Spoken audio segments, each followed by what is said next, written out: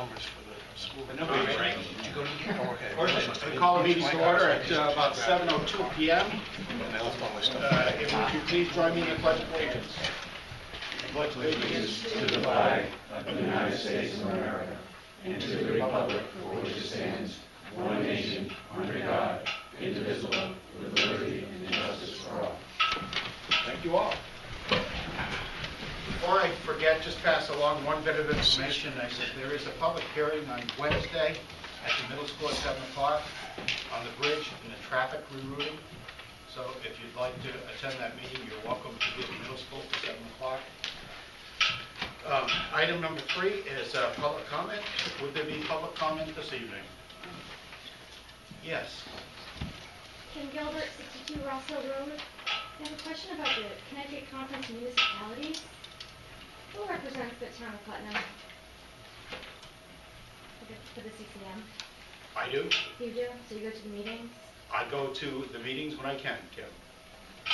With respect to SB Senate Bill 1076, an act concerning the reduction of gun violence, how did you vote on that when they put that together? I didn't vote on it. Okay. Were you not present at the meeting, or? I wasn't present at the meeting, no. Okay. No. That's it. Thank you. Thank you. Would there be further public comment this evening? Yes. Don Steinberg, 23 Providence Pike, Putnam, Connecticut. My question, I have 2 questions. First one being, do we have an audit yet? Yes, we do.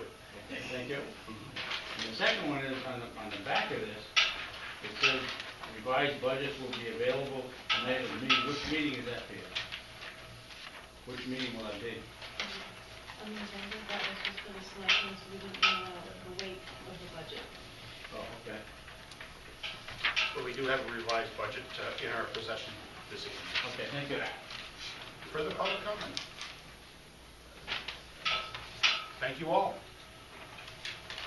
Item 4 is approval of minutes. In your packet, you have the minutes of February 27, 2013, of the Special Board of Selectmen's meeting minutes.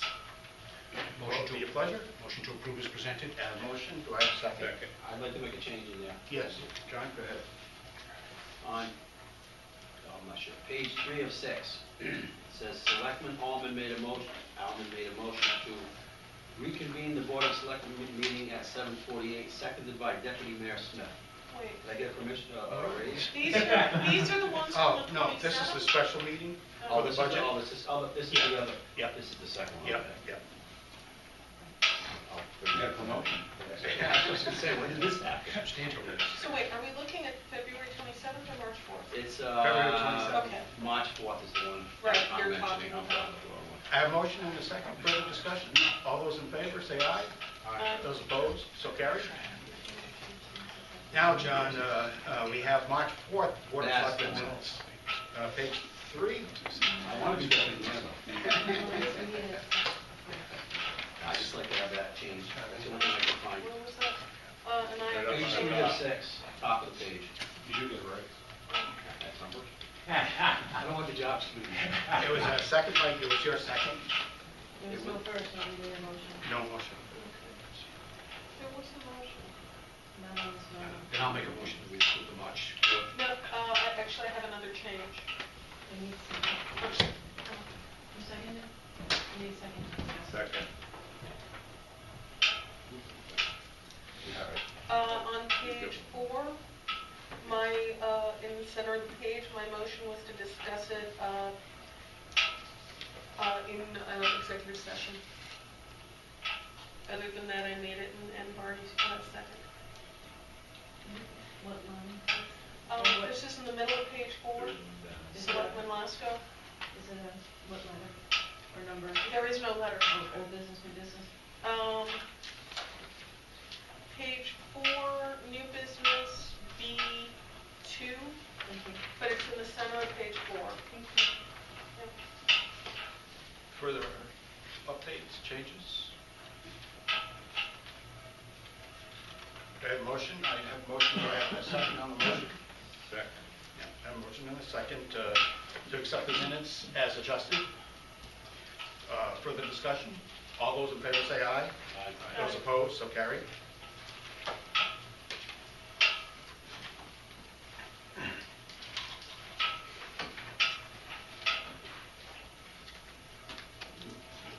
Under item number 5, petitions and communications, letter dated January 28, 2013 from Wheelabrator regarding the Tier 2 report. Also in your packet is a letter dated March 1st, 2013 from Wheelabrator regarding the 60-day exceedance notification and report. These reports are on hand in their full entirety in the mayor's office if you decide that you'd like to see them. Can I just add something? Sure. I held something back because I was interested in reading it, and sorry it didn't get on the agenda, but there is a report on a program that they're doing with the recycling of the metal, and so that report is available, but I'll get it in and make sure that it's in your packet for the next meeting. Unless you want to read it ahead of time, I'll get it out to you. So, Thank it's you. a pilot project that we're doing, and it's having some success. Item 6 is reports of standing committees. Maybe I'll come back here in just a few moments. Alma is on her way. She had a late meeting. If I have the permission of the board to go to item number 7. Motion that we move 6A till later in the agenda after Selectman Moore's present. Would I have a second on the motion? Second. Discussion? All those in favor say aye. Aye. Those opposed? So carried. Reports of special committees. Wheelabrator Contract Review Committee update. Doug, I know there's a meeting scheduled this week. No.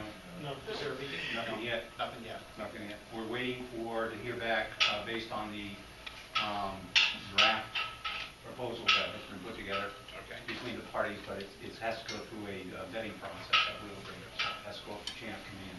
Okay. So we're still waiting to hear back from. All right. I guess I was hoping there would be a meeting this week. Thank you. Item number 8 is Economic Community Development Report. Delphi, I see you're here. Good evening. Under the Redevelopment Agency, the Community Development Block Grant for 2012, we did an ad in the Shopper's Guide along with attending the special open house that the fire department had. And we've had a total of 25 inquiries that have been addressed for applications. It's clearly evident that the 2012 funding will not be adequate. So far 2 homes have been qualified with applications being reviewed. Under the 2013 application, our consulting service and the agency are preparing the housing rehab application, and that is due on April 5th.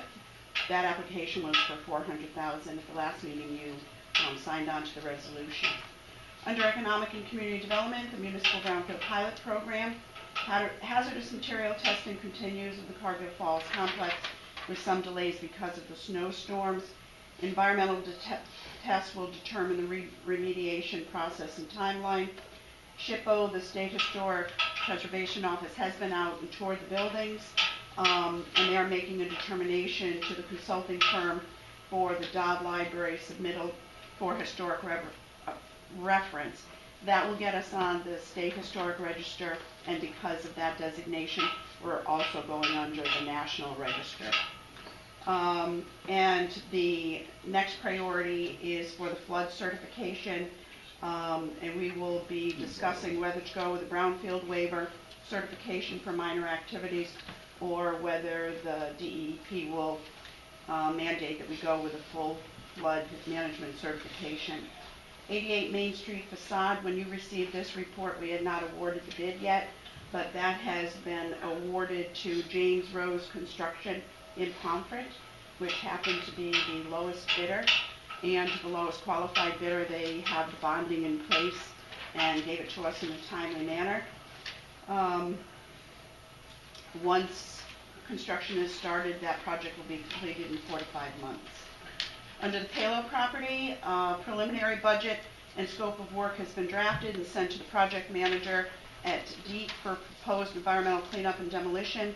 Since the passing of the property owner, conversations with town council and myself have taken place regarding legal status of the trustees, who will be the signatory for access to the property, checking court judgment qualifiers, property liens, and legal responsibility for any of the assistance agreements with the state of Connecticut. Under STEEP, the NECOG regional engineer has submitted design plans and estimated budget for the Providence Street sidewalk expansion. The scope of design may need to be modified to bring the cost within budget. With the design, it looks like it may be over budget. The Connecticut DOT is pretty much mandating that we have an A2 survey done of those properties. Depending on if DOT will allow a curve in the sidewalk and not keep it straight, we may be able to be within budget. So we are having those discussions. Under the SEDS, the Comprehensive Economic Development Strategy, NECOG and WINCOG have facilitated several sessions to develop a 5-year update for the Northeast Connecticut Economic Partnership. The update process reviews and evaluates the planning process, background data and current trends, area assessment of strengths and weaknesses, Northeastern Connecticut, vision statement, action plan and evaluation, community projects of regional significance for the town of Putnam, our Cargill Falls Mill, the Quinnebog Regional Technology Park, Quinnebog River Bridge, and the Providence Streetscape Phase 2. Under Preservation of Place grant, the Putnam Downtown Center Signage and Wayfinding Design Project, we received the $10,000, and you have a breakdown of how this is built on the last 4 Preservation of Place programs. I have met with the downtown business owners through the Putnam Business Association, and we are going to work on that and put together a steering committee to include Public Works, the Police Department, a representative from the Special Services District, and a representative from the Putnam Business Association. The goals of the project include uniform signage, wayfinding signs to shops, trails, and parking, light pole banners welcoming and delineating neighborhoods, welcome center kiosks with maps and schedules of events, and better gateway signage. Industrial park updates. A request for subdividing Lot 19 has been proposed. Preliminary discussions are taking place between J&D Civil Engineering. And this is the most bizarre thing in the world, but for oh gosh, at least a year and a half, we haven't had any inquiries as to Lot 19. From last Wednesday to Friday, we received 4 serious inquiries on Lot 19. So it's we're working with a realtor now, and some people wanted to subdivide it, but I have to have a conversation with the state to see if there's any way to put a road in the subdivision, because that's going to make or break the deal. Let's see. What else do we have? I'm working on final state reports for for OPM on the incentive housing grant, and with DEP on the community garden. Those projects are closing out. Still awaiting EPA Brownfields Coalition from the feds and the OPM Main Street Investment Fund, and the parking committee I have been attending. We are looking at a pilot that is going to be brought before the Special Services District. It has been discussed with Putnam Business Association for doing a pilot program for closing Main Street from Route 44 to Bundy Street on Fridays and Saturdays. There will be a public hearing on that. And there's already been discussion about looking at it on Sundays, maybe closing it for all day. So people will be able to come to the public hearing and voice their opinions. Business owners have different ideas about that, but we wanted to start it as a pilot program to see if it will work, since 2 restaurants still want to do piazza dining. So again, a public hearing will be held on that. We're starting the 2013 community garden year, and still a lot of interest in that for this year because we started the garden so late last year. Any questions? Delma, just one question pertaining to Lot 19. How big is Lot 19? 17 acres. 17.2, I think. Give or take a road. Questions, Delpha? Delpha, just quickly, when do we expect to see some scaffolding at 88 Main? I'm not giving any dates Okay. whatsoever. There's a process that we have to do. I have to do the award letter, and I have to send all of the documentation so far, all 5 bids that came in, to the state because they have to review them and that kind of thing. But I think that right now that everything is a go, so they're already starting to do the working, the ordering of materials. We have the bid bond in place. We don't have the labor and materials bond in place as yet, but they all have approvals for that. Thank you, Dr. You're welcome. As Gary says, it'll be 2 weeks. Or when it stops snowing, right? Item 9 is the building officials' report. In your packet, you have a copy of the building officials' report, an update. Item 10 is town administrator's report. Doug? Thank you. In your report, I've been working with the Pride Drug-Free Coalition, and this is finalizing our application for the 2013 Federal Drug-Free Communities Grant. We've been, a group of us have been meeting with various partners, including the health department and the school, to see if they'd like to be part of the grant application. And the grant application is due this Friday, March 22nd. We're well on our way to completing the application and should be putting the finishing touches on it Wednesday and getting it submitted a little bit ahead of time. And again, the coalition is seeking $125,000 in grant money, which is the maximum that a community can receive, or a coalition can receive under the program. The other thing is that we've had to come up with $125,000 in matching funds, and we actually have more than enough in terms of matching funds. And we probably have in the vicinity of $180,000 in various matching funds. That includes in kind, so some of my time is allocated to that, but things of that nature. Delphi gave more comprehensive information about the economic development side, but I did attend the monthly meeting of the Commission and the Redevelopment Agency. I was happy to see that the Commission had a full membership, and they also had their 2 alternates there. I don't remember if I saw the Board of Selectmen liaisons, but they have come in the past. But it was good to see a full membership and also the 2 alternates. The FY 2011-2012 audit, have been working with the auditors just to finish up the audit within the 2-week extension that they had received, and we worked diligently on providing them with the various items that they needed to complete the audit, and final audit has been done. And so it should be available sometime this week, so it can be presented to the Board of Finance at their meeting next Monday. High school building project, I've been working with our financial advisor, Dennis Dix, and our bond counsel, Attorney Joe Fozzi, on obtaining the project financial impact information on bonding the project, and then obtaining the necessary language, which you see some of the language tonight for the Board of Selectmen consideration. The other thing that is needed in terms of going forward, if the Board of Selectmen decide to take this town meeting, it still needs the approval of the Finance Board and the Planning Commission. So they will have this pending your action tonight. It will be referred to the Planning Commission and the Board of Finance for their consideration next Monday. Fats, Oil, and Grease Program Administration, or FOG.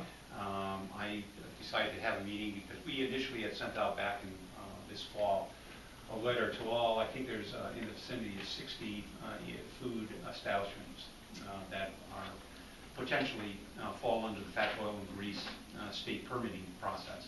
And initially what we sent out to them was an informational thing to get a sense of where they stood in terms of falling under meeting the requirements of the state program. And we've gotten some degree of about a third of the various establishments have responded back to the town. Some of them have sought waivers, and that's appropriate under this program. But to ensure that we continue to move forward, I just wanted to have a meeting with Jerry Boslade, who's also the director on the operations side of WPC, and Don Johnson, our planner, and also Fred Wojcik, to discuss how we could take steps to follow up on getting together with those other establishments to see what kind of ways we can work with them in terms of either submitting the necessary information or whether we have to go through a permitting process. One of the things that came out of the meeting is that Fred Wojcik has a very good relationship with the chairman of the Killenly WPCA, so he was going to check with Killenly to see what they did, and maybe we could model our administration based on Killenly's program.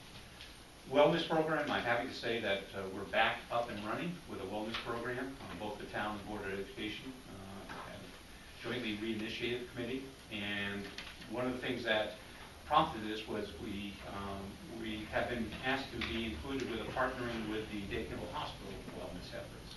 And what that brings to the town is the number of employees at the hospital with the town employees and the Board of Education employees joining with them. If there's certain discounts that are available, that adds numbers to it, and usually there's a ranking in terms of how many people you have. For instance, with Midtown, if you get a certain number of people, you have a certain discount. You get more people, and you get a better discount. So those are the types of things that help us in terms of partnering with Dade Kimball. They also have a lot of good programs because of being a hospital in terms of nutrition and other types of programs that they offer. We are also doing something through our Health Insurance Collaborative, the ECHIP partnership, and we have about $2,400 that week is available to the town and the Board of Education this year and through June 30th, and we plan to use it for a number of our different programs. One is we're going to have a health fair, and I'll get more information out to the Board of Selectmen on when that health fair will be happening, and at that time, employees can volunteer to take a health risk assessment at that time. And the committee is also sponsoring a 5-mile walk on May 11th at 8:30 a.m. And I'm sure the Board of Selectmen is certainly welcome to join us if you like. I think we're working on having a breakfast or a brunch sort of thing after the walk. On the generators, there was a recent announcement through the hazard mitigation program, and this has to do with natural disasters, that they are allowing some of those funds to be used to purchase generators for emergency preparedness purposes.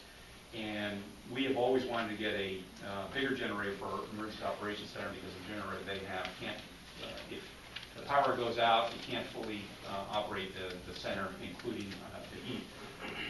So if you're in winter and you have an emergency, then you've got a problem, but during the summer, you wouldn't have air conditioning either. So. The other thing is to get a bigger generator for the school and a possibility of also at certain of our sewer lift stations to get generators there. Since I put my report together, I'm happy to let you know that the drug-free prescription program that we had joined in with the Connect Conference of Municipalities has rolled out in the town of Putnam. I have, how many did we get today? 2 boxes of how many? 2 boxes. And these are the cards. There's a little informational flyer with the card. And the card is good for an individual or for family. It is being mailed to every household in the town of Putnam, probably this week. The pharmacies, any pharmacy in town is participating. Every pharmacy in town is participating. So anybody who has this card and doesn't have health insurance can go up to the pharmacy and be able to get discounts on the drugs. And I have a number of them here, and I'd be glad to hand out some to the board. And again, this is a free program, and it costs nothing for the town of Putnam or local taxpayers. And all that you have to do is bring this card to your next pharmacy visit and let the savings begin. And there's already been some reports from other towns that they've had some outstanding savings, up to as much and more than 45% savings when individuals have been able to use this card. So we have, as I say, we have 2 boxes here at Town Hall. We'll get information out to the library and other locations in town that these cards are available, and they're also be coming in the mail. And so hopefully we'll have a lot of success in terms of getting the information out to our residents that this card is available. And if they need it, it's free for them to use, and they realize great discounts. The other thing that I think works on is I think it's also available for vets. So veterinary supplies I think is also available through this. It doesn't say here, but I think that's one of the things that I remember. But you also have vision, LASIK, and hearing services. So it's a pretty good program. And again, it's free of charge. And again, you're right, the audit has been completed, and there are some good numbers in here in terms of the addition to our fund balance. And so, but again, as soon as that's finalized, we'll get copies to the board. So that completes my report. Questions of Doug? Thank you, Doug. Was there more with that packet? This is Quinebaug Regional Tech Park. That wasn't- You're coming down later. That comes up later? Yeah. Okay. I'll leave that to later. Okay.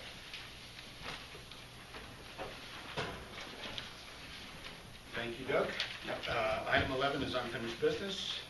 Quinebaug Regional Technology Park and Bridge. Doug? Again, we are still working on a number of different fronts on the Technology Park Bridge. As you, I think I've reported in the past, the notice of the environmental impact evaluation is out. It's available either through, or look at it in, the town planner has one copy, the town clerk's office has one copy, and the library has one copy, and it's also available on a website through our consulting engineer, GZA. And the deadline for comments on that is April 22nd. And once comments are received, then it goes back to the various state agencies to make a final report, incorporating any that they feel is necessary to incorporate any of the comments that are received. And then finally, we'll have a draft, a report finalized, and it will go to the Office of Policy Management for what they call a record of decision. And if the Office of Policy Management signs off on the record of decision, then it will allow either the town of Putnam or the YMCA to proceed in terms of being able to go out to bid on the projects, because then they'll have the authorization to spend the 2 state grants that are involved with this project. Some of the other things that we're following up on, again, is from the land use perspective on the initial phase of the project, which is the 62-acre Wheelabrator property, is to get the subdivision work done and also the language done for the zoning change that is necessary to accommodate the tech park. Again, using the eco-industrial park development theme for that. But first things first is in terms of getting that accomplished for the 62-acre Wheelabrator property, which is the subdivision of land for the road, the little access way off the current one-lane bridge to the WPCA, the 2 lots totaling 15 acres to the YMCA, Regional Community YMCA, and then the remainder, which there will be a number of lots. I think there's going to be in the vicinity of 3 additional lots that will come out of that. So we are still continuing to work with the landowner, the abutting landowner, who has the right of first refusal. We're making progress. Again, I think we have an agreement in principle. It's just working out the details as to how that gets accomplished, and then it has to, of course, come back to the Board of Selectmen for your review and decision. And the other thing is that in the packet we received a resolution from the Economic Development Commission, basically setting out from their perspective the history of this project, why they decided to go forward with it, where it has been included in the Plan of Conservation and Development, the 2005 edition of the Conservation Plan of Development. It's in the Comprehensive Economic Development Strategy Plan, which also allows us, the adoption of that allows us to get federal dollars. And then they go through a number of things where they have come out in support of that you as the Board of Selectmen include funding of $100,000 in the 5-year capital plan to assist with the planning aspects of the project, and that they recommend that the mayor continue discussions with NECOG and its organization town to explore, develop, and engage in regional partnership. It also requests, the Commission requests that the Mayor and Board of Selectmen pursue and apply for the State Municipal Development Program. That's a possibility up to 75% reimbursement on any infrastructure improvements for the tech park. And again, it sort of follows that if you have the first bullet there, which is the regional partnership, and the second bullet would be in terms of the municipal development project. And then recognizing that this is going to involve a public-private partnership, the Commission wanted to encourage the Mayor and Board of Selectmen to do discussions with landowners, and they have listed a number of things that should be considered in terms of how that partnership should be engaged, and that's in one of the bullets. And again, the core issues that they'd like to have addressed are the type of public-private partnership, its structure and arrangement, evaluation of public-private opportunities, the financing, accountability, and then the regional sharing aspects. And then the commission wants also the staff, and that would include the economic development director, the town planner, and town administrator, to revise a project management plan, and this was something that it was very important that they felt that we had to have. And the project management plan would include a schedule of activities and project milestones, a project budget, and a funding approach, develop measurements of quality and control, determine roles and responsibilities of the project team, develop means of communication about project status and progress, determine the appropriate procurements and processes for purchases, develop a method to track changes in the project, and develop the necessary baselines for project scope, schedule, and budget. And they've asked the staff to bring this draft of this project management budget back to Commission at the next meeting in April. And then finally they said they resolved that this resolution be presented to the Mayor and Board of Selectmen tonight, and that Commission staff are directed to assist in every possible manner with implementation and coordination of the steps in this resolution.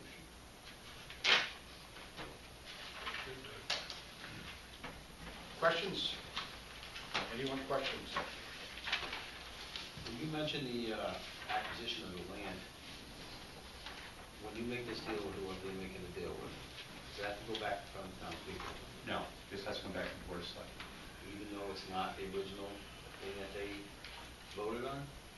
I will check with town council, but I think the way town council said he had drafted the language was it was broad enough to give the Board of Selectmen the flexibility, the ability to negotiate the next steps. Because it's to a acquire financial, the property. so it's the financial stuff involved in that, right? So, Well, once we get the final thing worked out and it comes back to you, then, if it has an impact on the town's finances, then, then we have to cross that bridge, I think, too. You're right. So, but if it's the same deal that we had an issue with Wheel Grader, then it might not be an impact to the town. We also, just to let you know, Doug and I are taking a trip into Hartford on Monday to meet with the DOT and, on our road project. So that'll be another step in the process.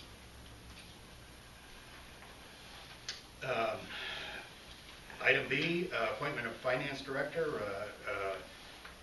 Do we need to go into executive session? I think we should wait till long. Yes. Okay, so you want to wait until almost up? we didn't discuss the Quinnipiac Regional, was that what you just did? I did what you just All right, said. I have some questions on that. Oh, I I'm sorry. didn't even bring up any of this stuff. All right, what are we looking for $100,000 for on the second page of that?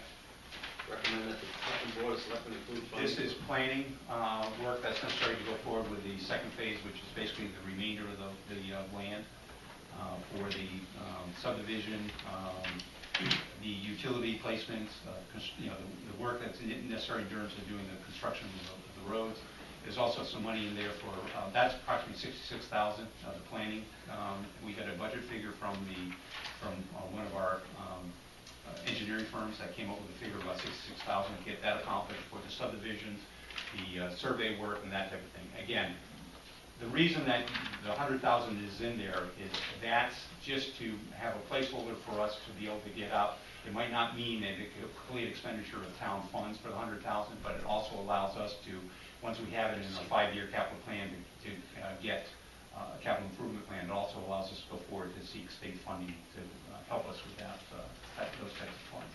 The other thing is, because of the nature of the structure that we're going to have to set up with regional town and also the property landowners, and it determined the question will be as to how that structure is put in place. That's going to require some legal work, so the remainder of that will be approximately a higher special counsel to help us in terms of determining those structures. Because it says it also recommended that a portion of this funding be used for legal assistance to negotiate with current landowners of the site developing a governance structure for implementing the park. Right.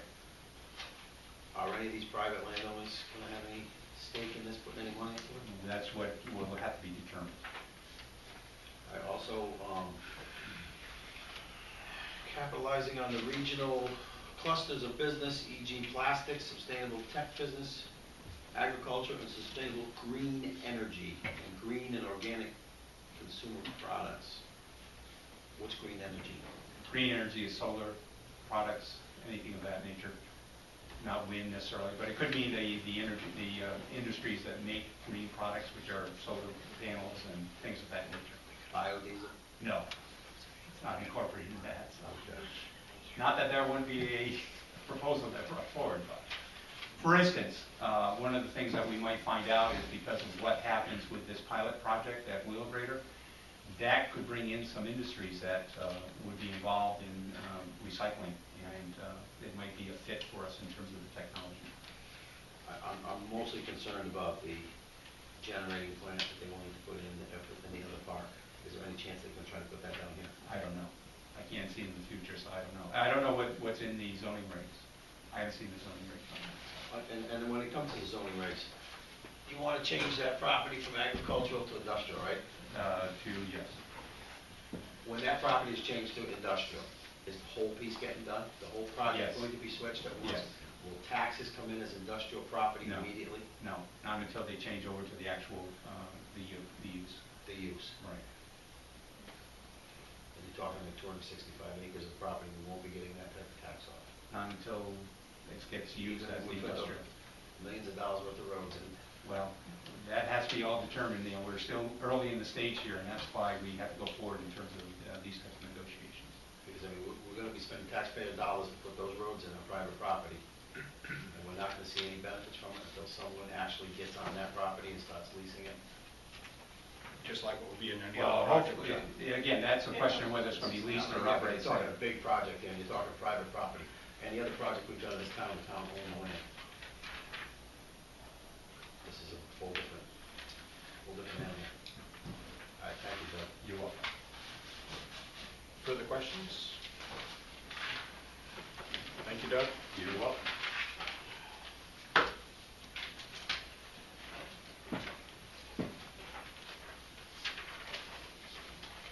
Item 11B, I would look to, I move that we move this down the agenda and hold on discussing it until Selectman Moore is here. a second. Second. Discussion. All those in favor say aye. Aye. Those opposed, so carried. Fiscal year 2013-14 proposed budget, discussion and possible action. Yeah, we're going to run into the same issue here, Doug? No, No. we can go through it. Those Okay. are just the two changes that we made last time. Yeah. Well, the other thing is you haven't made a final decision in terms of the treasurer, and we're holding off on that. That's why I was asking that question. The recommendation would be is that we increase the treasurer's salary based on our negotiations to $72,000. And the intent would be is that we get a portion of that funds in revenue from the WPCA. So increase the 67,883 to 72,000. Where are we? If that's page 3, John.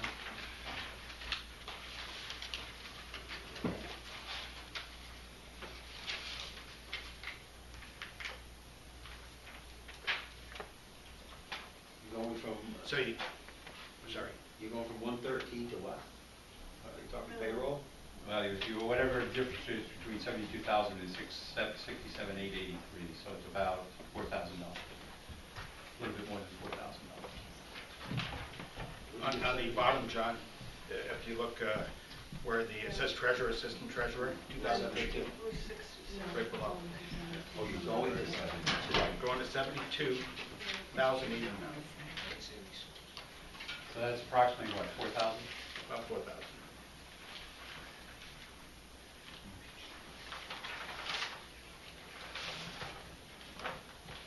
Little over 4,000.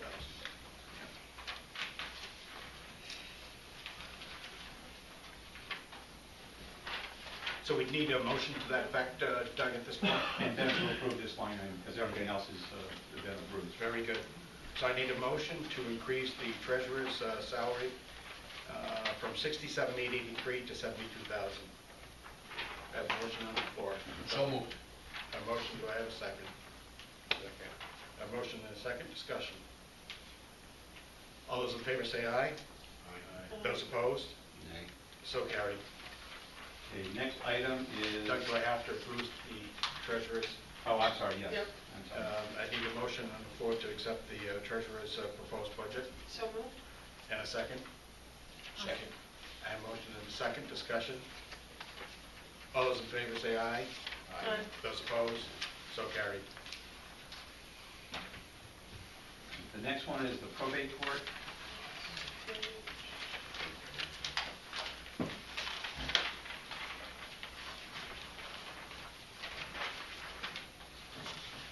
And that is page 10. And the reason that is still out is that there's a, there are how many towns? 1, 2, 3, 4, 5, 6, 7 towns in the Northeast probate court budget. The board, the town of Brooklyn has finally come up with a proposal to house the probate court at Brooklyn. The total cost for the renovation of that location is $8,000. They did a per capita split of the 6 contributing towns, which would not include Thompson because they put money into the project already. So it's split between the 6 remaining towns, and based on the population of $35,986, it came out to 20% per capita. So Putnam's share would be $2,110. So we need to add $2,110. One time only. One time only. I don't know where that would incorporate. I just put it probably on the regional probate court, just the line item there. You did, okay. No, I haven't yet. You haven't? I would, that's where I would add it. All right. So we're going to go from 5333 Plus 2. plus 2. 5830. Yep, 50, I'm sorry. Yep. I'm just,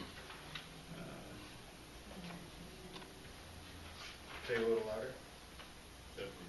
7943 total. Do I have a motion to that effect? So moved. Do I have a motion in the second discussion? All those in favor say aye. Those opposed, so carried.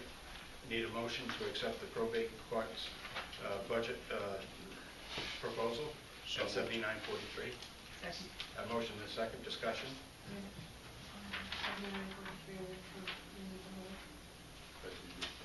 Yep. Discussion. All those in favor say aye. Those opposed, so carried. The next item that is left unresolved is page 13 of the building official, the consideration of appointing this building official to a full-time position. And based on my salary survey, it was tough to come up with a salary survey because in many cases that building official is part-time in many towns. But because of our structure of our town and the amount of projects we have coming up in the future, plus there also being a zoning enforcement officer, I came up with a figure of $60,000. And again, you know, if we don't spend it, we don't spend it, but at least to give us the It flexibility. gives us the flexibility to hire somebody on a full-time basis. So we're going, Doug, again, just to repeat it, we'd be increasing from 27,924 to 60,000. A little bit more than 32,000. A little bit better than 32,000. So moved. A motion, second? Second. Second. A motion, second, discussion. All those in favor, say aye. Those opposed, so carried. The other thing I need a is, motion to accept the I'm building sorry. official's budget. So moved. Second. A motion and a second, discussion. All those in favor say aye. Those opposed, so carried. the other thing is the fringe benefits there, you'll see in the orange, the Social Security, again, based on your decisions tonight, that will be recalculated to reflect. It should be changed that much, but presently it's about $148,397. It might go up to $150,000. Probably no, probably more than that based on. So those 2 positions we just added a little bit. Shouldn't make that much difference. So. But keep that in mind when we do the recalculation. Okay. On page 18, you will notice a new line item, 1428, for public safety. That is for the addition of our share of the school resource officer, $28,637. I just pointing that out. You've already approved that. Yeah. But we decided to add a completely new line item instead of trying to add it into some other location.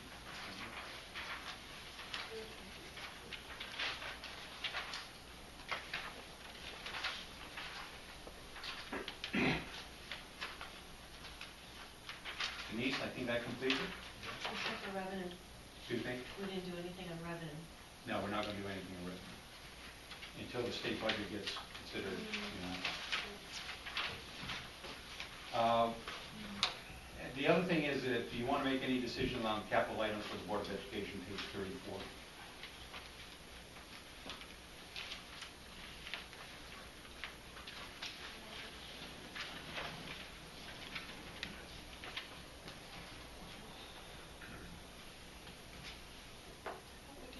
Something about the buses. Did we do it last week? I thought we had done it, yeah. One bus? The only question we had, Doug, was in regards to the Oh, buses. we want to know what Yeah. I'm sorry, I didn't get to that. Yeah. I might be able to enlighten you. Oh, good. Scott? Our current fleet, we are actually looking to replace two buses. Both of them are age 1991.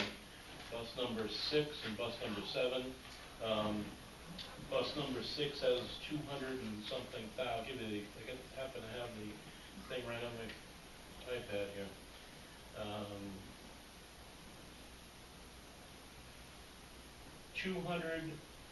213,670 miles, and the other bus has 195,000. They're both 1991 internationals, and with Bluebird, both internationals. They don't tell me what the chassis is. But when you get a bus that old, you not only have to worry about repairs, but you also, the state makes you make sure the body panels, and you just can't bondo them over, you have to replace the whole panels. So those are the two buses that we're planning on, or trying to replace. Now, will they be replaced with two 77-passenger buses? That's the discussion we had, and we put in, I think on the line item, was transportation vehicles. We talked about our special ed transportation and things like that, and instead of replacing with two full-size buses, we might buy a full-size bus and then some 9-passenger vans to do our special ed runs. But that was going to be investigated further. So that's where the money comes from. But those are the two that we were planning on replacing. Those 9-passenger ones, Yep. is that what we sent to Providence right now? There's a bunch of things. That run, I believe, has a full-size bus going down there. Going to Providence with one kid? Yeah. We also have a full-size bus going to Willimantic to bring the kids to ACT. Do we have any minivans? That's what we're looking at. We currently have three minivans in the fleet, and I'm saying it's crazy to bring a bus that gets 5 miles, 6 Yeah. miles per gallon, and with one kid, 2 kids. I think ACT has 4 or 5 kids, but a 77-passenger bus going up and down the road, it grates me to do that. So No, you have to, what I mean by the minivans, a little tiny, we have Like one a homeowner Dodge has we have one Dodge okay, Caravan, that. and then we have 2 full-size Ford Econoline vans. Now, if you're sending one kid to Providence, why aren't you using that little caravan? That's up to our transportation coordinator. He makes the calls on those runs. Because aren't those a little cheaper? A little bit. So, And you're only putting one kid in there and 2 people yep, transport. I agree with But you the cost 100%. is crazy. What's the full size of our bus fleet? So the number Yeah. of buses on our bus? Hang on. We currently have 22 vehicles in our fleet. Now, one of them is a pickup truck.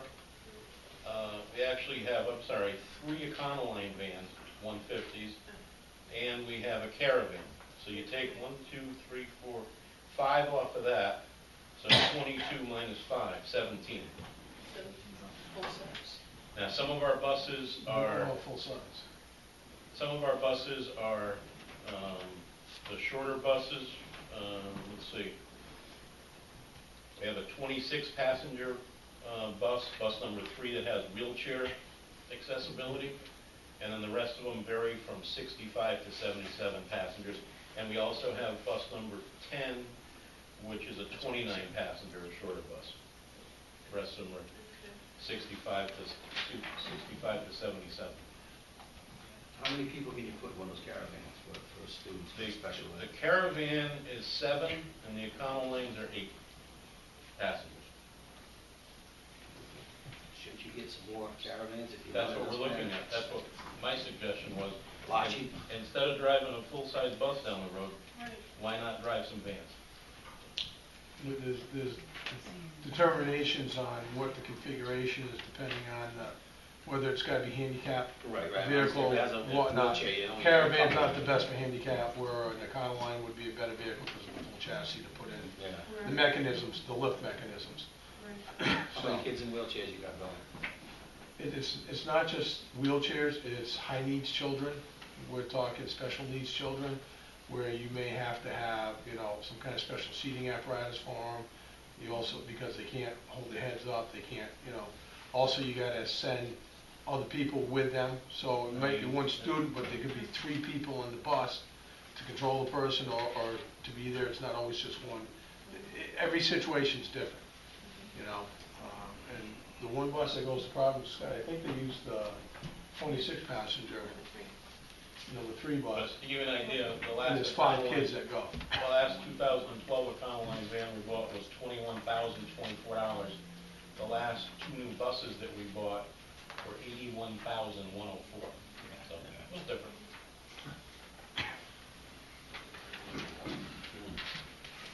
Plus with all the state mandating new security features and a lot of new upgrades to the buses, the older buses get much more complicated and difficult to upgrade, and it gets very expensive to do so. Thank you all. What would be your pleasure? We have $178,500 in transportation, which is for 2 buses. Also is parking lot repair, middle school asphalt, $367,000 for a total of $545,500. We're gonna get some other estimates on that parking lot thing? Can we discuss that? $367,000 paid in that lot. That's a big number. There's a little more than paving. I think it would go out to bid, that was just. Yeah, I'd have to go out to Yeah. bid, John. It was calculated off by number of square feet, and there's also some repairs of sinking spots in Right. there. That's at the elementary, middle school, right? That's the middle school, that's not the elementary school. It's, Road I coming in. think it was divided up into sections. I wasn't, I don't remember, but I didn't bring that because I wasn't, I think does it say just middle school on there? Yeah. Yeah, that's the middle school, that's the upper That's in the section. back. That would be the center lot between where the buses pick the kids up, where, the auditorium is, and the Yeah. front. That would be up in there, that area, all those parking lots in there. $367,000 to pay that area? And down into the back of the middle school behind the gymnasium. That's just more, probably just repaving, but and then when you're coming down, I thought there was that. Who came up with these figures? It was, that was an estimate that we got. that the school had gotten that. Who gave the estimate? I think SAS was, Yes. an SAS. So- estimate. Is that the one who put the parking lots in to start with? I don't remember, that was a long time ago. It is. With all the sinkholes and everything. That's a big number right there to pay. The dilemma we have when we bid anything is it's gotta be a prevailing wage through the state, okay? It's like when we did the roof, okay? I We understand came that. in with a $2 million bid, it wound up being 1.2. We have to get approval to do things before we can bid it. I think if we do, that's a big number. I really think you should get some more estimates. One estimate. Don't you have to get several estimates to do They have it? to put out It's there. just a budget, it's just a budget number. That's just a budget number. And this time, I think we should make sure there's an inspector there, so you don't end up with those sinkholes around the catch basins and whatnot, because that's a big problem in this town, and it happens all the time. And that's We agree wholeheartedly. lack of watching what's going on. We had an inspector on site all the time when we did the roof, and it was a huge help. You have Everything to- came out perfect because of it, and we would do the same for this. The problem with the sinkholes and stuff, it's compaction. They like to put 2 and 3 feet of dirt in a hole and pack it. You can't, you gotta go 1 foot lifts at a time. It's happening all too often with these projects, and you're talking big money. It shouldn't have to be redone again like that. Maybe just skim coat the pavement is one thing, but if you're gonna redo all these, Well, those were paved when the school was put in, that was. it was after I was there. It was done much later, some of that pavement. I was there during that pavement. I know what went on up there. So, whatever. That's just a big number for that smaller piece. That was over 20 years ago, Jamie? Yeah, yeah, how many years? With buses running up and down that road, I mean, we're not talking. Trailer trucks running up and down the highway in the telling you, you need to make sure projects get done properly. Nobody's disputing that, John. I mean, when we did the roof, we had somebody there making sure. We I have was there started the 20 years works ago when that was put in. for the roof project. All I know is it's getting worse and worse. If we don't fix it soon, it's gonna be, accidents, children hurt. We just drive up there, it's horrible. So we're trying to split it up in sections, Yeah. And it certainly has to go out to bid. Oh, That's the absolutely. other part of it. I mean, that's state mandated, but we did this to give a guesstimate number, just like when you do the roof. I mean, an architect and their cost estimators gave us a price of $2 million. Came in at, well, all said and done, it was 1.2. It's. We should consider this the high end Right. of what. Oh, we all hope for a much lower number. Yeah. I mean, I gotta tell you, every one of us, Scott and myself, we heard the numbers, we all kind of shook our heads just like you did. We're like, how much? But, again, you got state prevailing wages, you got, things that, you or I wouldn't have to go through to do projects for ourselves. The state mandates so much more, so. I asked about doing what they did on 5 Mile River Road. They burn off the top, and then they recycle it. It's kind of a temporary fix, It's though. a temporary fix, was a lot cheaper, but they told me because of the sinkholes that they. No, they won't do that. Anyway, we're beating it up, and it's just a recommendation to the Board of Finance. It's just a capital recommendation. It's, You have to act on it. You're going to send the full amount through. Yeah. yeah. What will be your pleasure? I think the safety of the children is of utmost importance. The buses, if they're 1991, those are pretty darn old. And if the sinkholes are another thing that they're gonna, the buses travel up and down those roads too. So, I don't know that we should be the ones to cut that. That's the long way it is, and let the Board of Finance make a decision off of it. What about one bus and 3 vans? Would that be, you're gonna spend $140,000 that way? You're pretty close to the price of 2 full buses with the 3 vans, because don't forget, you gotta outfit them all with security items, video monitoring, audio video monitoring, and all sorts of other safety features. So, you can't look at just going out and buying a van, there's a nice $30,000 van, $25,000 van, then we have to have it upfitted to meet the state safety requirements. And that includes video monitoring, and other safety features. And then if it's gonna be separate for any kind of handicapped operation or anything like that, then it has to go to a different outfitter, so. But you won't be sending those big buses on the long runs anymore. No, well, I'm just saying for the basic cost, 3 vans is about the price of a bus. So you'd have- That's all I'm saying. you would have your 3 vans and a new bus. Right, but I'm talking dollar for dollar, and that's what Owen was saying, he thought it was gonna be about 140,000 as opposed to 180, it's not. Yeah. With that number there, we could either buy 2 full-size buses or 1 full-size bus and 3 vans with the That's what I was video saying. equipment. Right. and the stuff. So, Well, let the Board of Finance decide, I guess, and we'll have to pass that number through, but, The full amount, they're not gonna do all that. 545, 500? I don't know about the asphalt, that doesn't make that big bad guys. Motion approved. But, there are other things I think they can do too, depending on how our audit comes, if we have some money in there, maybe they'd want to take some money out of capital. I don't know. Is that a Chewing possibility? it up pretty fast, Steve. Hmm? You're chewing it up pretty fast. You just, You just chewed it. even before you made the changes tonight, you were 1-0 over. I'll second that motion. Have a motion and a second to approve the capital items Board of Ed at $545,500. Further discussion? All those in favor say aye. Aye. Those opposed, so carried. And you have to do the same with the Board of Ed. I need a motion to accept the Board of Ed budget proposal at $545,500. So moved. Second. Have a motion and a second discussion? All those in favor say aye. Those opposed, so carried. Now, item 5, Douglas. Recommendation, send the entire budget. Yep. to the board of I need finance. a motion on the floor, a recommendation. We don't have the Yeah, whole thing, do we? you just do the expenditures. Okay. We don't have the revenue, you gotta, You have to go back to the treasurer one. Yeah, because they can do no, you already approved the treasurer. Yeah. So if, general government, before you made the changes tonight, was $3,982,617 without any capital, except the three items that you have in the capital non-recurring that were not included in the 5-year plan. By my calculations, you approved the treasurer at $122,376. You added $2,110 for the probate court, and you added $32,000 for the building official.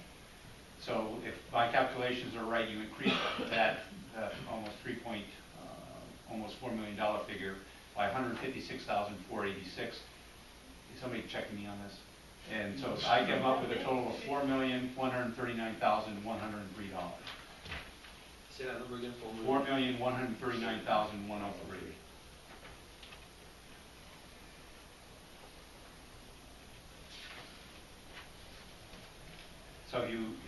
So you started that as a general government.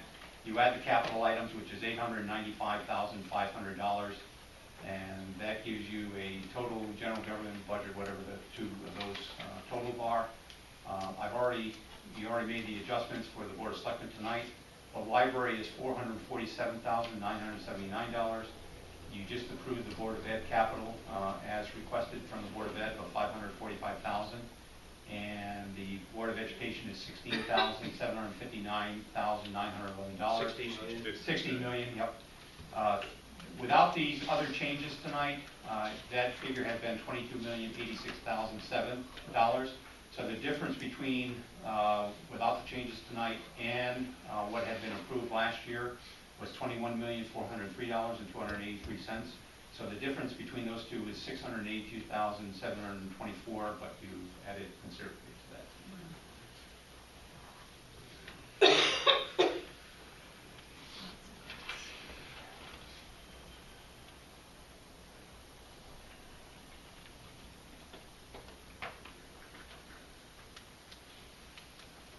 Good. So if that's your recommendation, it has to be a vote by you to send this on to the Board of Finance. So it needs to be a motion by the Board of Selectmen to send this budget along to the Board of Finance. Right.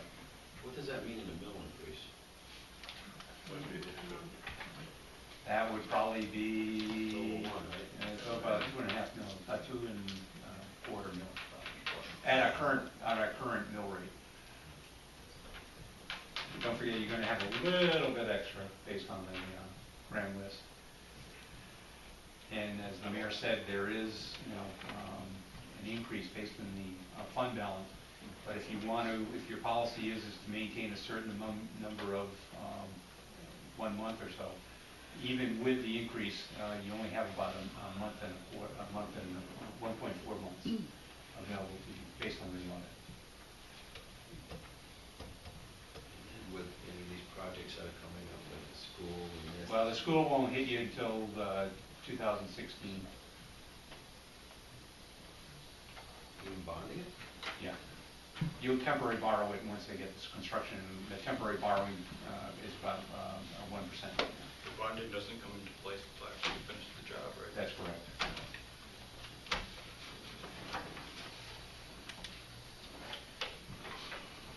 So we'll put that together as a total package and bring it to the Board of Finance if it's approved. I make a motion, we send the budget as approved onto the Board of Finance. A second on the motion? Second. A motion and a second. Further discussion? All those in favor say aye. Aye. Those against? Nay. John? So approved. Thank you.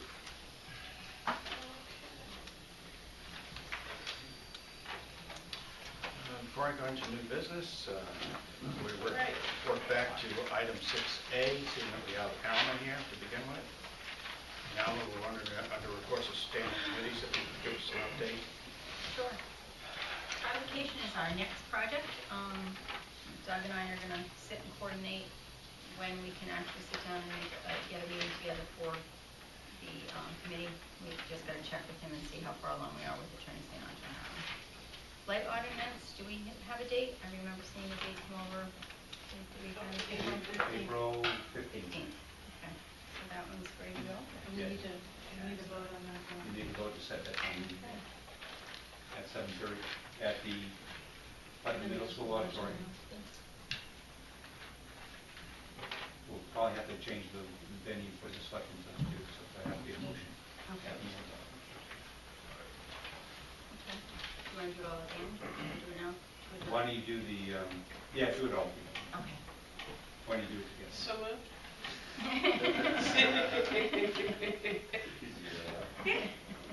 So that's to change the venue and also to Set the meeting set for the the meeting 15th. date for the 15th. And Alma, you seconded? Sure. I have a motion and a second to set the date of 4/15/2012 at 7:30 PM, or town. You said 2012. No, I'm sorry, 2013.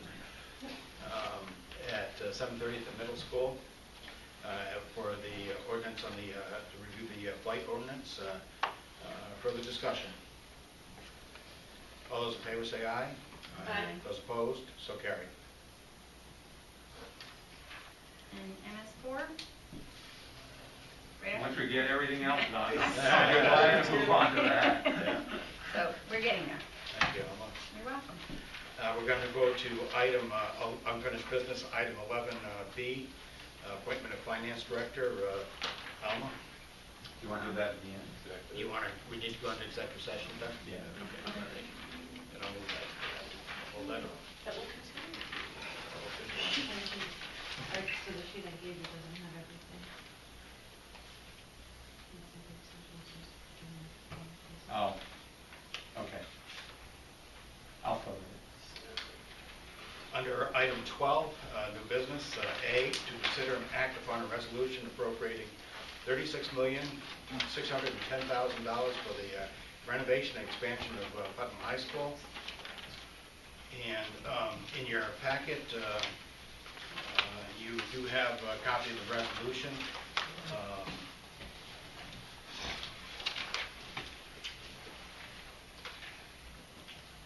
Do you want to go through parts of this, Doug? Maybe just a quick overview? Jamie Burton is here, and also Scott Pempick is here in terms of the, they can help out in terms of more of the detail. Jamie is on the building committee, and for your information, the reason that you're considering this tonight, it has gone, both been accepted in terms of the education specs by the Board of Education, and it has been recommended by the building committee that you had appointed to bring this to this point now, which is the resolution appropriating $36,610,000 for the renovation and expansion of Putnam High School. And within that, it also includes the Board of Education District Central Office facilities and the medical pathway program space. And also, as part of the medical pathway program is the PALS.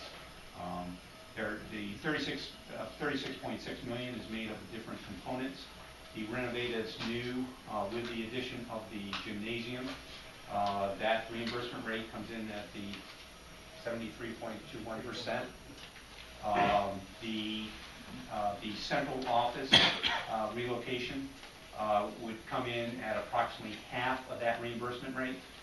And then the full amount of the medical pathway and the PALS is still incorporated in the $36.6 million. And that will be subject to review. The superintendent, the mayor, and myself are going to be meeting with our legislative delegation to see if we can get some determination in terms of including the medical pathway and the PALS as a portion of the reimbursement. So the first part of the project, the main part of the project, is the dealing with the educational component and the gymnasium, and that's 73,600 square feet. The other component is the relocation of the Board of Ed District Central offices, and that's 8,900 square feet. And then finally, would be the medical pathway high school and the alternative learning of 7,900 square feet. The 8,900 is going to be in the current cafeteria and cafeteria and kitchen facilities. And the medical pathway is in the new addition, which is the tech part. The tech area down, like, on the end of the gymnasium, if you kept going down that newer section. Down in that area. And as you can see from the, under section 1 in the second paragraph, it's very extensive in terms of the educational specifications and the things that you have to incorporate to ensure that you take into account as much as you can in terms of your financing, because in some cases you leave something out and you don't have the authorization. So it includes particular code compliance, asbestos abatement, hazardous materials abatement, PCB abatement, HVAC and indoor air quality, a whole lot of things in addition to just changing classrooms and that type of thing. So, and it authorizes the mayor, if it's approved by the town at referendum, to execute project contracts on behalf of the town, and it allows us to issue bonds for the project, and the estimated total cost of the $36.6 million, $20,070,827 is expected to be paid from state grants, and $16.5 million would be from the proceeds, would be the net cost to the town from the proceeds of the bonds authorized herein. And it goes into other information, other things that would be required in terms of the mayor and treasurer are authorized to make temporary borrowings. And what else? And the mayor and treasurer are authorized to enter into agreements for bondholders. And in section 10, you'll notice on page 3 that the superintendent of schools is hereby authorized to apply for and accept on behalf of the town any and all state and federal grants in aid of this project. So that authorizes them to go forward with the getting our project into queue. And the other thing that you should be aware of, and this has to be in the record, is that you have to have a letter from the town attorney, and we have received a letter to the Board of Selectmen dated March 18, 2013, that pursuant to section 6, subsection I, section 2 of the rules and procedure for the Board of Selectmen, I hereby approve as a form of legality the $36,610,000 Putnam High School renovation bond resolution, which is attached here too, and that is signed by William H. St. Ange, town attorney for the town of Putnam. So that will be made part of the record and presented to the town meeting for their consideration if you go forward with approving this resolution tonight. So your first action is to approve the resolution appropriating $36,610,000. And when you make the motion, it should be also to have a, roll call vote.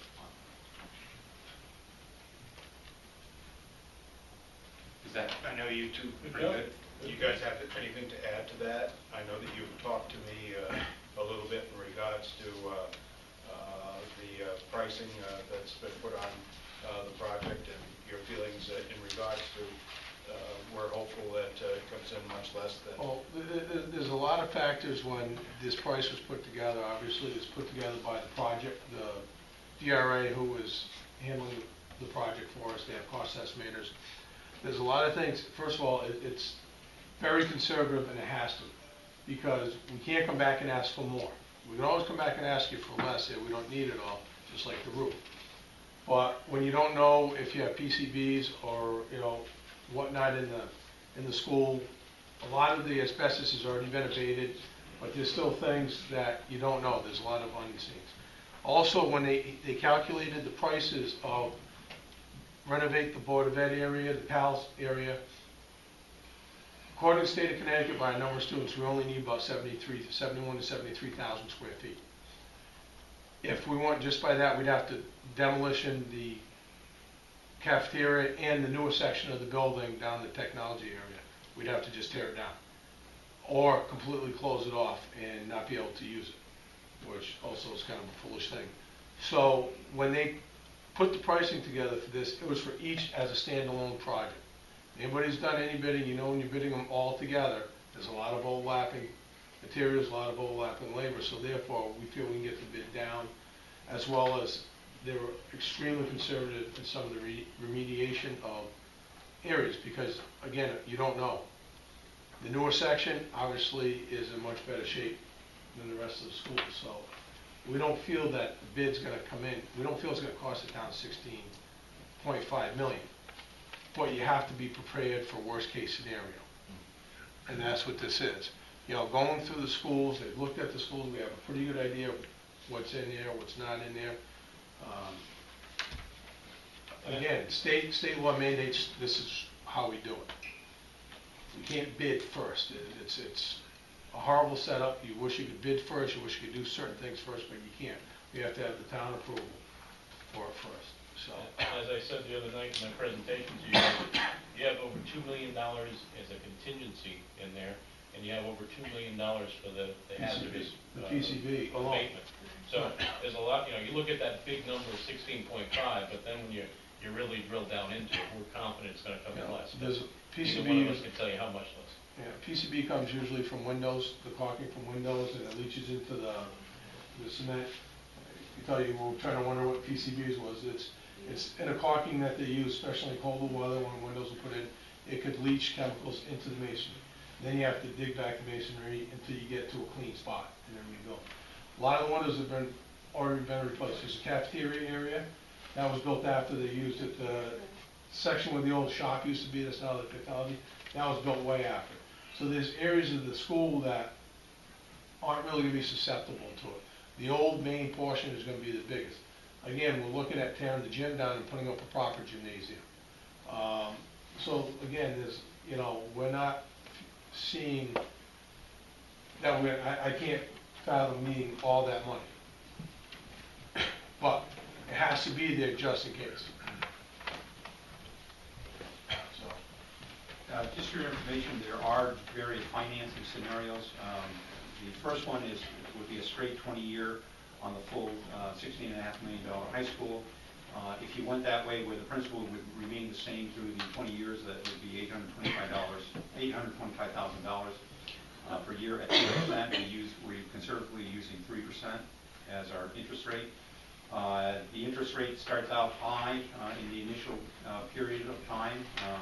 So under this straight 20-year scenario in terms of financing, the mill rate impact would be initially 2.11 mils, and it would gradually be reduced in the 20th year to a mill 1.36 mils.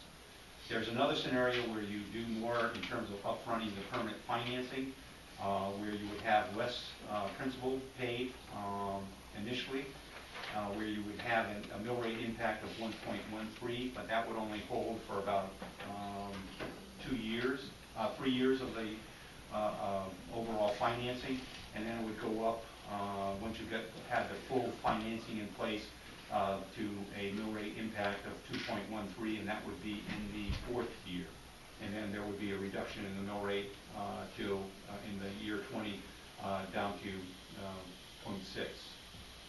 So these are different scenarios. You can also go out longer. On a major project like this, you're allowed to go out 30 years, but then you're increasing your interest costs. You can do any variation in between 20 and 30 years. But this is probably the best two scenarios in terms of going forward. The one with the upfronting more of the permanent financing, you do add about $1 million, $1.3 million in terms of your interest costs over the long term of the project. But that again is something that will have to be in consideration by the Board of Finance. And again, if it comes in less than $16 million, then It's adjusted. it'll be adjusted. But you have to do something for planning purposes, and also to give I know that Scott has done a scenario in terms of the first 20-year straight, in terms of the impact on median valued housing, median value. The whole issue with this is the schools at the state where if you do nothing, it's going to cost you almost the same amount. It's 50 years plus old, and all the major systems are starting to deteriorate. So, and what happens when you do a piecemeal, the state participation is next to nothing. So there's only a couple things that the state helps participate in. I mean, we've got money on the roof and stuff, but there's very few things that the state will actually participate in. And then, since my latest presentation that I did to you guys, we've been going around to different community groups. In fact, tomorrow we're going to the elderly housing project, but I made a couple new slides, and one of them is, hey, this is a lot of money, let's wait a few years. So I looked at that scenario, and if we just change a few variables, okay, we change the bonding rate from 3 and make it maybe 5, we increase the construction cost by 10%, okay, and we change the state reimbursement rate from 73 to 63, we actually have a 42% increase in what it would cost the local taxpayer. So it's never a good time to spend money, but you know, you look at all the factors, and it's looking like, you know, this is our best shot. And when you know, like if the heating system fails at the school and you got to replace that entire heating system, you have to pay that 1 year. So if that's a $2 million project, you got to pay it. There you go. We can finance it with no help from the state. Just passed something the other day for that C-Pass. We could use that in schools if we could, say municipalities. No, but we do. Yeah, I know. We know about it. C-PACE. C-Pace, that's C-Pace. Where, how would that work if they don't pay taxes now?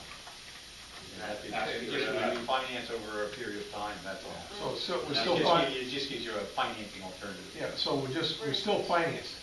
We're still paying. You're still going to Paying finance. on this Right. too. Right, but with this, But you're you going reimburse through the it. entire school. Yeah. And you're going to have a school that's going to last you another 30 or 40 years. That's the intent. Is there a reason you guys use the kitchen? You're gonna rip the kitchen right out, right? Well, not the building, not the walls, Not just the walls, but the relocate kitchen the get kid. relocated, and you're putting the offices in there. Wasn't it a better place to put the offices? Actually, no, because you're not supposed to, by state of Connecticut, the superintendent's office is not supposed to be in the interior of any one school. It can be, because by state law, we have to make that, you're not going to be able to walk from the school and have access to the superintendent's office. The kids aren't going to be able to walk into the superintendent's office. It has to be blocked off. Same thing with the PALS. You would actually have to leave the PALS building, walk out an outside exit, come back into the school, because that cannot be part of the school itself. It also said, on part of the resolution appropriating the 36 million for the renovation and expansion of Putnam High School, including Board of Education, District Central Office facilities. That's what's downstairs, moving that to what is now the cafeteria. We would make new offices there, and that would free up space here. That's 8,000 square feet. That's 8,900, yes it is. 8,600? 89, that's right. Yeah. How many people is that incorporated in there? I mean, you're talking superintendent and a couple secretaries. Well, there's gonna be, they were gonna put a meeting room in, you know, like the cafeteria would probably just be like a meeting area. Curriculum, special ed. Curriculum, special ed, there's a lot of things that would be moved there. Is that facility open to the public? I believe we had talked about the meeting area, the room being able to be used by the public. The cafeteria would be a big meeting area, but it could also be a portion, you know, split out.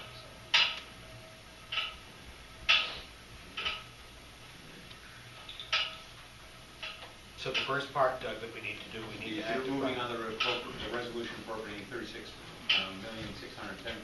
for the renovation and expansion of Putnam High School, including Board of Education, District Central Office Facilities, and Medical Pathway Program space, and authorizing the issue of $36,610,000 bonds of the town to meet said appropriation and pending the issuance thereof, to making temporary borrowing for such purpose.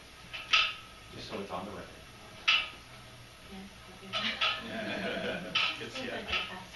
Would I have a motion to that effect?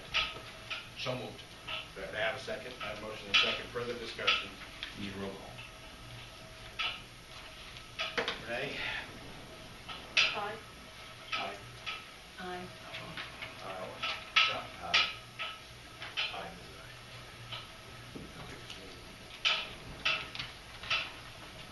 Okay.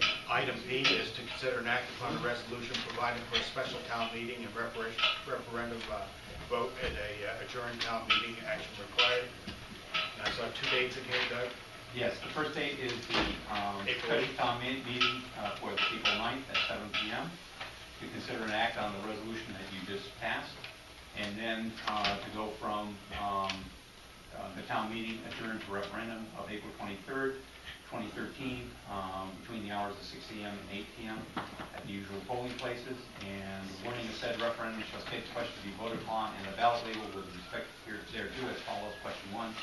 Shall the resolution entitled Resolution Appropriating $36,610,000 for the renovation and expansion of Putnam High School, including Board of Education District Central Office facility, and that of the pathway program space, and authorizing the issue of $36,610,000 bonds of the town to meet said appropriation, and pending the issue thereof, making of temporary borrowings for such purpose as approved by the Board of Selectmen and Finance be approved, yes or no. The ballot label for said question shall read as follows. Shall the $36,610,000 appropriation bond authorization for the renovation and expansion of Putnam High School be financed by an estimated $20,070,000 state grant and the issuance of an estimated $6,540,000 of town bonds be approved, yes or no. And it will be by paper electronic ballot. And those desiring to vote on the question shall fill in the box as yes, and those desiring to vote against shall fill in the box saying no. And there will be absentee ballots available. What did you say the meeting date?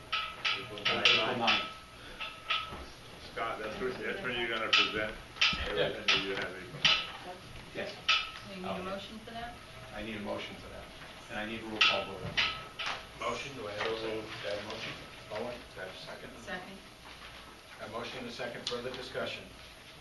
All those in favor, I'm sorry, roll call. Aye. Renee? Aye. Aye. Aye. Aye. Aye.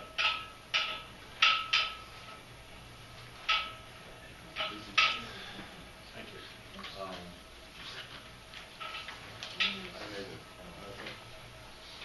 Motion was Owen, second was Allen.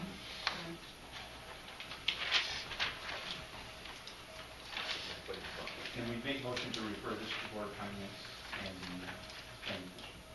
So moved. Second. Motion, second discussion. All those in favor say aye. Aye. Those opposed, so carried. Item C is participation in the Neighborhood Assistance Act. And I know the Neighborhood Assistance Act is something that we've done in the past. And Doug, I'll let you do a quick Okay, review. the Neighborhood Assistance Act allows for interested organizations to file to be considered on the Neighborhood Assistance Act, and what this allows is that if they get any donations from corporations, then the corporations, for the value of their donation, get the tax credit. We did this successfully with the bandstand project. We have had other communities, for instance, the East Putnam Fire Department could use this as a potential way of being able to attract some private donors. The thing I would recommend tonight is the Board of Selectmen put this out to the public for consideration to receive applications back, and then on the basis of any interest shown by interested organizations, generate the list, and then take that to town meeting. And we have until July 1 probably? Yes, no later than July 1, 2030 to have the town meeting set and approved. Okay. So in this particular case, it's for information purposes this evening? That's correct. No, I'd like you to authorize to go out for, submit this for public distribution. Okay, all right. Would I have a motion on the floor? So moved. Second. A motion and a second discussion. Now, is this like what some time ago it was brought up and we voted as opposed to for the Y and then for Katie Cop Cottage? Yes. Okay. And then bandstand.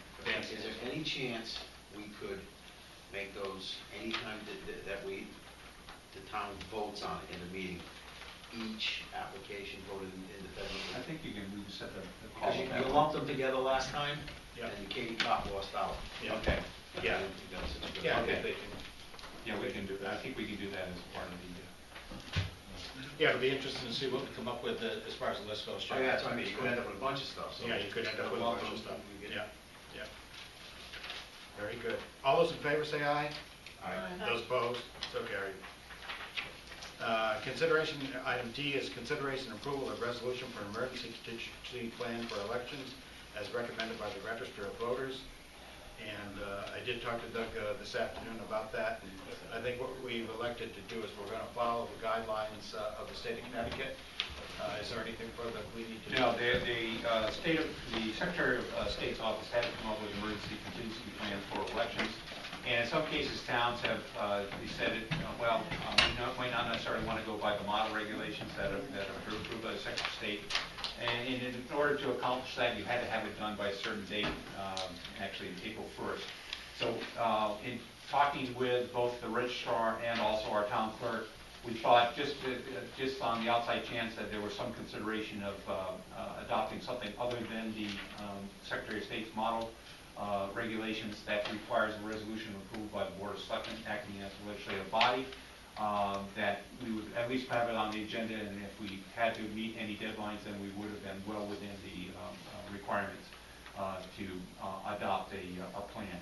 However, after discussion with the town clerk and the registrar, they feel that they will have no problem in terms of abiding by the model regulations of the Secretary of State. They've already, Bob Swenson has already mentioned that they're well along in terms of meeting the requirements. Okay. So for instance, when you might remember that in certain instances they ran out of ballots, so it takes into account that. You remember also during one of the storms, it was during one of the height of our disasters, so they couldn't open up some of these things. So it takes into account those types of things, so that elections go forward regardless of whatever the situation might be. Very good. Do we need any action, Doug? Nope, just for your Just information. for our information. Yes. Just wanted to make sure. Item E is consideration of a request submitted by the Putnam Little League to hold the opening day parade on Saturday, April 13th, with the rain date of Sunday, April 14th. It would be a pleasure. Second. A motion and a second. Discussion. Can we send a letter to the treasurer and let her know that Bob Beans hasn't been the mayor for almost 2 years? I personally love this, but it reminds me of spring. Spring, yeah. It's spring after. Motion and a second. Further discussion? All those in favor say aye. Aye. Those opposed? So carried. Item F is approval of bills. Make a motion we pay all approved bills. Second. And motion and a second. Discussion? All those in favor say aye. Aye. Those opposed? So carried. Item G is all other business lawfully come before such meeting. Is there any further business? Thank you all. Item 13 is public comment. Would we have public comment this evening? Yes, sir? I'm been here a while. Get up. Joe Warren, 17 Ball Street. When will copies of the blight ordinance be available to the public? Tomorrow. I just have to make sure, we talked last week. Right. I just have to go through all the various things that we had, the number that we had come up with, the various drafts. So I just want to make sure I have the best draft for you. All right, That was thank approved you. by the board. And I don't mean to pick scabs, but I'm going to. Necog parking area is a private property sign on public property. What is it? There's a private property sign on public property. Where is this? It's on Bull Street. In that parking lot by the red building? Well, it's on the grassy area Oh. behind the telephone poles, but it's on public property. Can I ask why we didn't move those telephone poles? Well, probably, Her telephone. I think they. No, they're laying on the ground. Oh, Yeah. They're not upright. Telephone poles are laying. For safety These are purposes laying on more the than anything ground. else, John. Huh? I think they're left there for safety purposes, Well, can't we move no them other over to the reason. line? we could Well, no, roll them back. Yeah. Roll We them to should the roll property them line. back. Yeah. Not tomorrow. Yeah. No, wait till we get good weather. We'll roll them Once back. the weather is clear. No, I Yeah, that's just, true. I Yeah. know I opened, No, I this know is I good. opened the wound. Yeah. But I Yeah. think the telephone poles are there, and I agree that they're there for a safety reason. Yeah. And I'd like to see them stay there, actually. Where they are, or you want them on the property line? No, I'd like to see them stay where they are. I want the private property sign removed from public property. Right, I understand Yeah. that. And I am not gonna go grab it, Yeah. because you know what will happen. Yeah. And so do I. So I just wanted to bring that up. It's rather a little intimidating, seeing it there. Really in between the telephone poles and the old line? Yeah. Well, if you look at the silver paint that was sprayed on the sidewalk, there's a divot I Right. know where that is. where the surveyor marked the Marked property. it. Right, right. And that sign is on public property. Thank you. I'm probably gonna take a ration for this, but that's okay. But if we did move those poles I back, just wanted, everything has been, you know, settled and everything, and, I just wanna see what's just, yeah, and that's all. If those poles were moved back to the line, where they really should be, wouldn't that increase parking area over there? you're gonna have to read. I'll have to, I think It's yeah. more use for the I'll public. take a ride over there. Because a lot of people walk that, a lot of Yeah. people use it, so. Yeah, I'll take maybe a, not completely ride over back, there but this I'm weekend. thinking, you know, leave a little bit of area there buffer. Yeah. to maintain. But- At least 5 feet Plus, anyway, probably. Anyway, grass and I'm stuff glad like to be that. back at town Yeah. meetings. I enjoy coming because I learn a lot here. Yeah, thank And, you, sir. Me too. Yeah. I hope to be back Awesome. more often. Thanks for bringing this to our attention. I don't think any of us had noticed the latest development. I need a motion to go into executive session So moved? at 8:37 PM. And I'm